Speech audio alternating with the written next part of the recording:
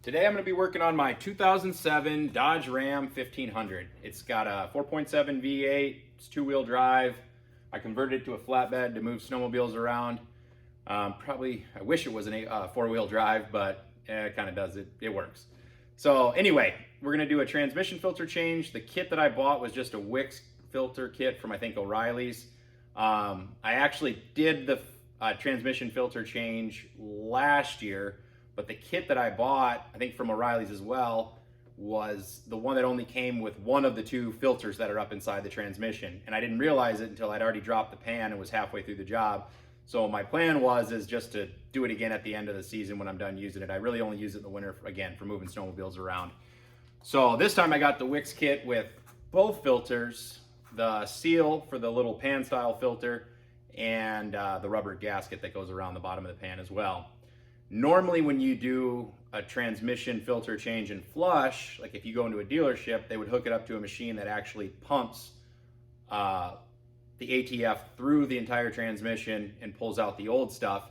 And it usually, I think it'll actually flush out like 10 or 12 quarts.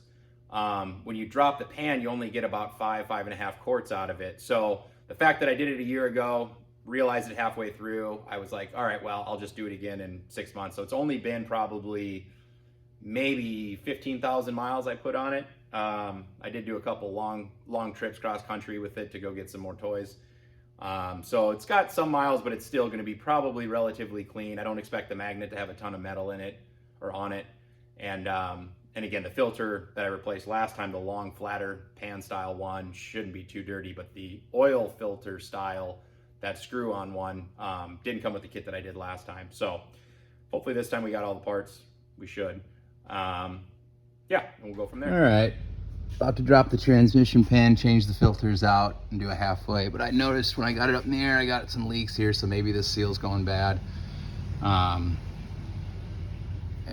just looks like it's leaking. Of course, everything's leaking under here. You can see the oil pan's been leaking for a while. I got some nice build up there, and of course it's scalding hot, so might let it cool down for a minute before I just get burned everywhere. It says 5.5 quarts, got plenty of that. Got the kit with this is what I forgot last time, is there's two filters in this one.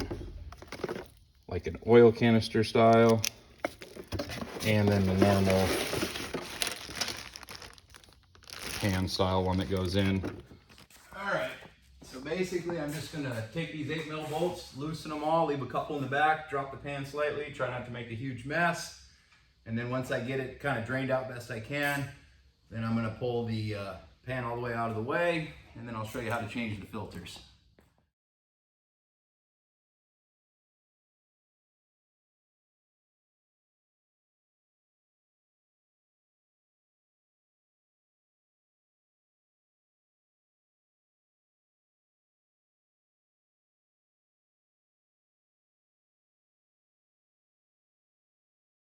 Well, I made a nice mess in my buddy's shop, so I'm sure he'll be happy about that, but got the pan out of there.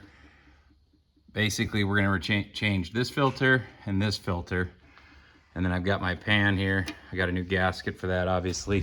Helps if you set it out early, so that way it kind of flattens out, because it comes in a box all crumpled up together. We're also gonna have to use that internal bearing puller to basically get that seal out. That seals off the top of this pan gasket right here. This one's got I think just one bolt holding that up in there so it doesn't rattle out. All right.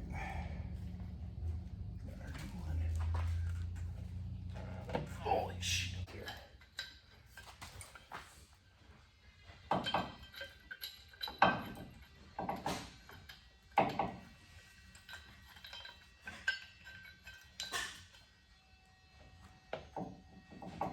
wonder if I get this out of the way, that'll help.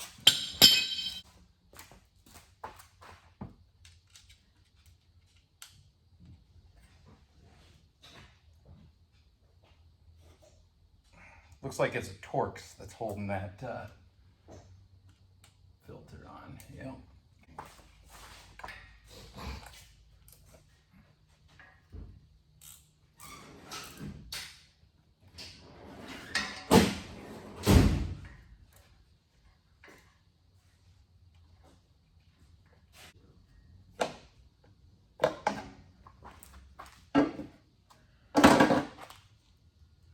Yep, little Torx. Looks like a T25. Oh, geez, don't bend that.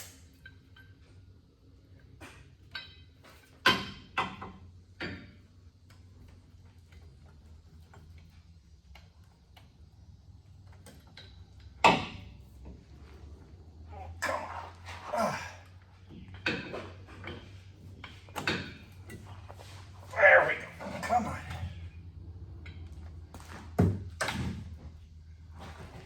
We're past the point of no returning. I got holes now at the bottom of this.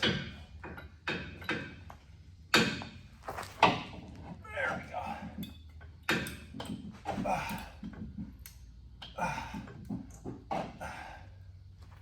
We got it enough.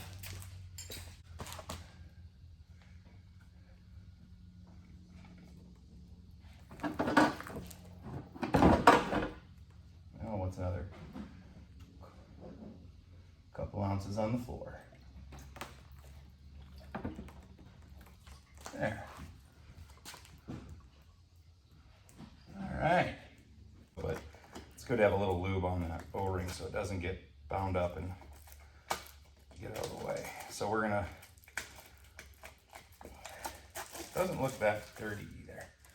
Still gonna do a little bit of pre-lube. Get it on the threads and that O-ring.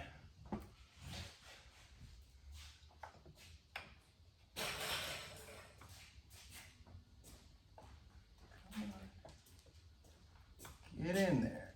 Don't cross thread.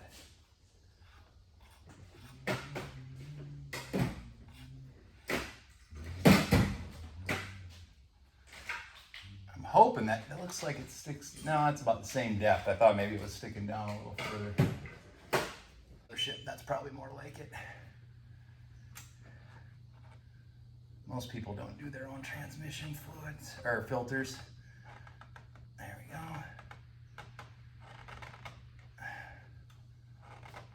Now I'm going to get my 3/4 impact and a filter wrench and just hammer it home. That was a joke. There. Just collapse the side. Should have actually waited to put that filter in, then I could have had a little better access.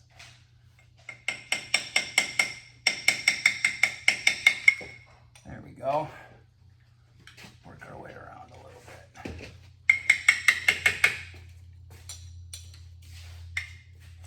Yeah, if you're doing this at home, wait to put this filter on until you get that seal out. That would have saved me a little bit of a headache. There it is. All right. That's the seal I was getting that seals off that pan style filter up into there. So what I'm gonna do now is find a socket that fits just perfectly around this outer race, pound the new one in, and then should be good to put it back together. So I got the new seal now, and I've got a socket I basically just turned around using the bottom. Seal fits right around. It's actually not, usually you do just a hair smaller, so that way you don't rub the outside, but this one, the lip sits on the top, so I just wanted to make sure it was big enough that I wasn't gonna hit inside where that rubber is and damage it. So this one should be good. I'm gonna put a little bit of ATF around the outside so hopefully it slides in a little better.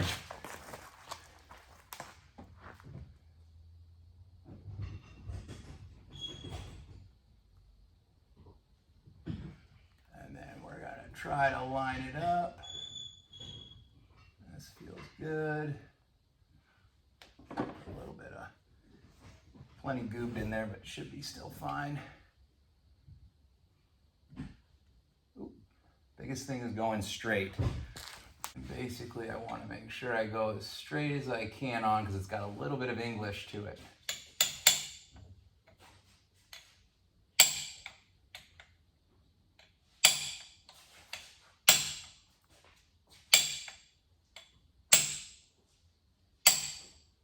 And getting close, you'll hear a pitch change when it actually seats.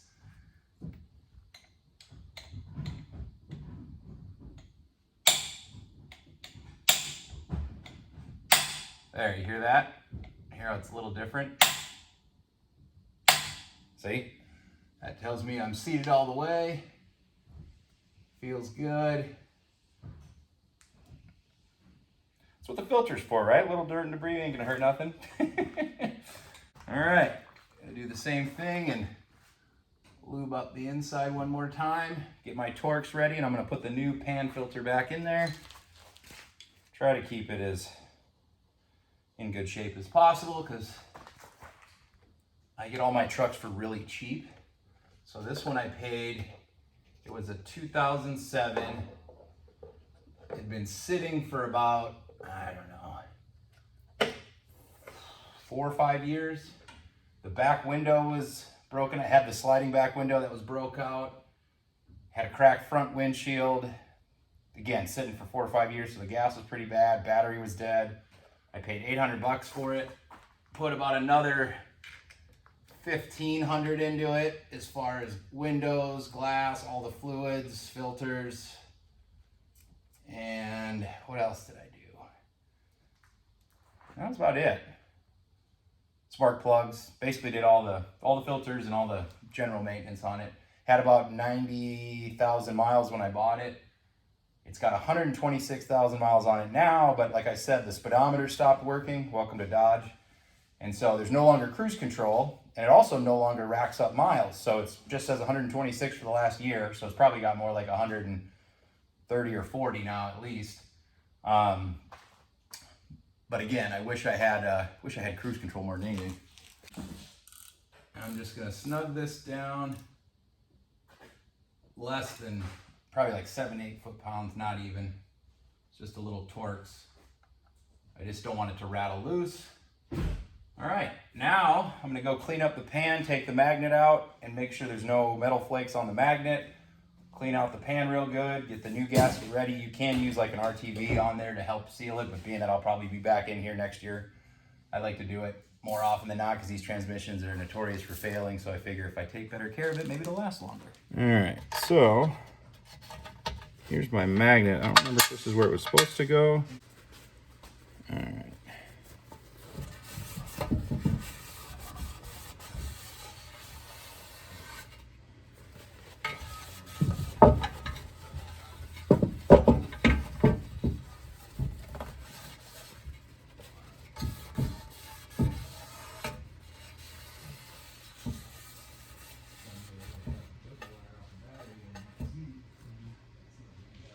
It might be just RTV. That.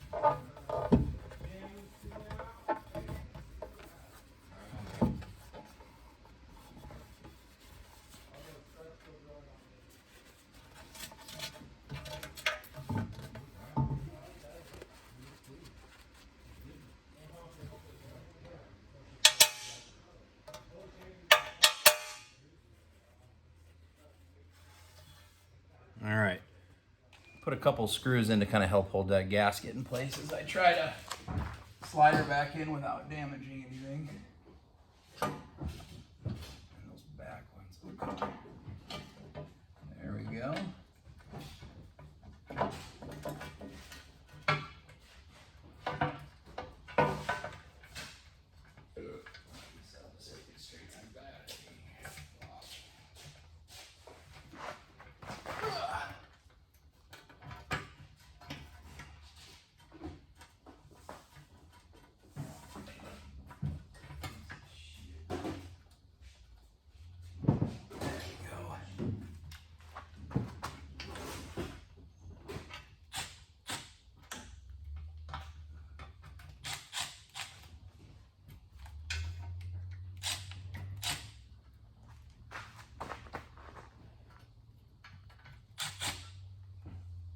Now before I cinch it down, I'm gonna put the rest of the bolts in kind of finger tight more or less.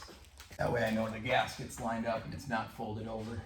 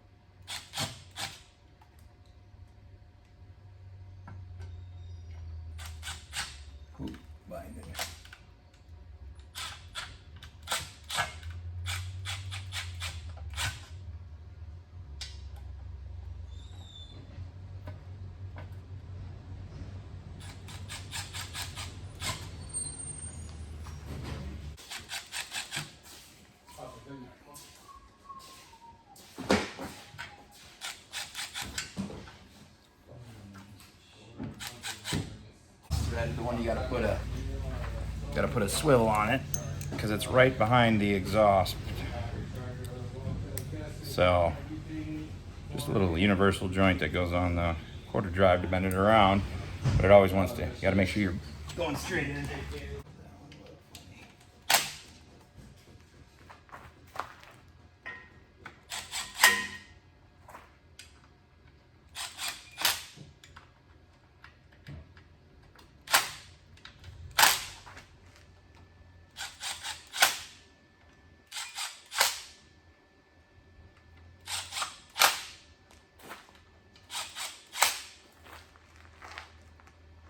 Now I'm gonna go do by hand the last little bit because you can get it tight with an impact, but I don't wanna go too tight because it is rubber. It'll squeeze out and eventually split.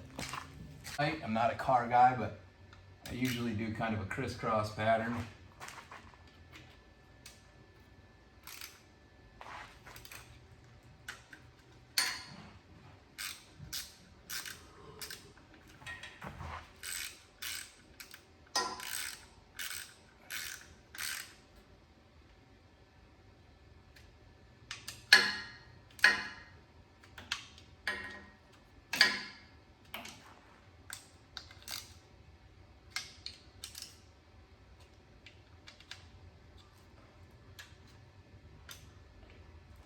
Back with that U-joint on the last one. Alright. Now I'm going to do my final torque in kind of a circle so I know they're all about the same. They should be. And again, you don't need to go crazy tight on these. So basically what I'm looking for is basically this rubber gasket that's in here.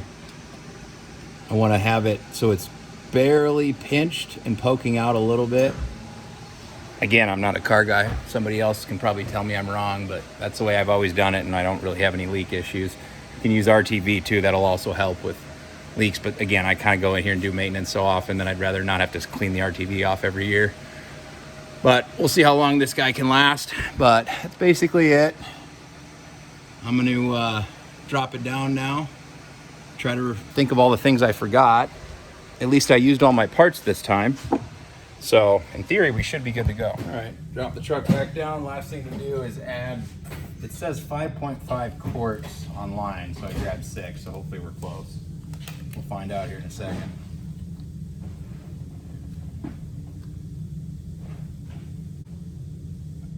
The good news is about this, there's no transmission fluid drain plug.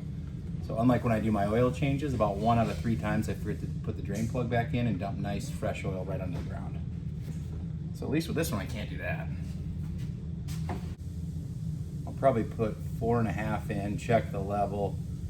You're supposed to run it through the gears like forward, neutral, reverse, 1, 2, 3, all that, to cycle the fluid that's in there that was also drained out while the pan was down. So we'll kind of get it close, run it through the gears, check the fluid again, then I'll run up to the store and get some kitty litter to clean up my mess a little more, and then check it one more time after that. But like I said, I've done this one pretty much every year just because I know these transmissions are notoriously weak, and I try to stay up on it because I do kind of, I pretend it's a 3/4 1-ton truck and I tow way more than it should. So least I can do is take care of the transmission maintenance because it might make it last a little longer. I don't have to go to Pick and Pull and find a transmission for it. And if I do that, then I'm going to find a 4x4 and steal the drivetrain out of it and try to turn this into a 4-wheel drive truck. So since this truck doesn't have a speedometer, which then means it doesn't have cruise control, obviously, so when I drive cross country, what I found to work is just a piece of metal pipe wedged into the gas pedal, and it kind of holds at a certain RPM. I don't really care about the speed because usually I'm towing or hauling a bunch of stuff. So it just kind of makes it like on my Wrangler, when you're set the cruise control, you're doing overdrive downhill. As soon as you come to a hill, it downshifts again, and you're damn near red line to maintain 70 miles an hour. So instead of doing that, I just kind of wedge the gas pedal. So it maintains like 2,500 RPMs when I'm towing stuff, and hit the tow haul mode, and it kind of holds into drive versus overdrive, or going back and forth between the two. Our fellas on Google aren't crazy off. Or maybe I got a different transmission than whoever said 5.5 quarts.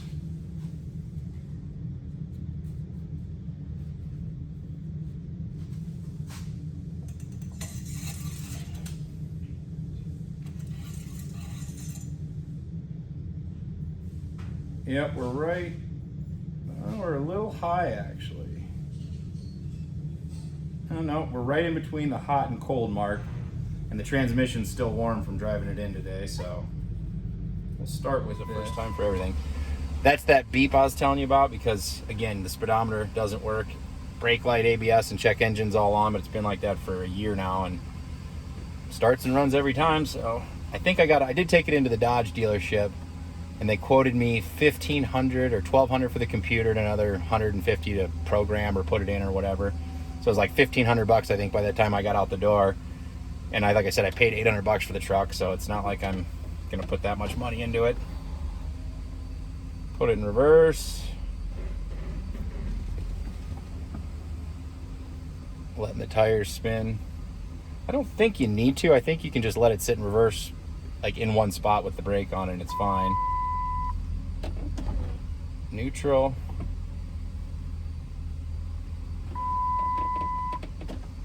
Drive.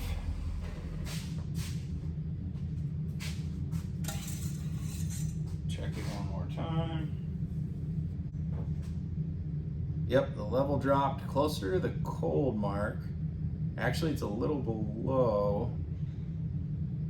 It's on the add, so it did suck up a bunch of what we put in there. So I'm going to drop one more quart in there, and then we'll take it to the store and then check it one more time once we know it's warm.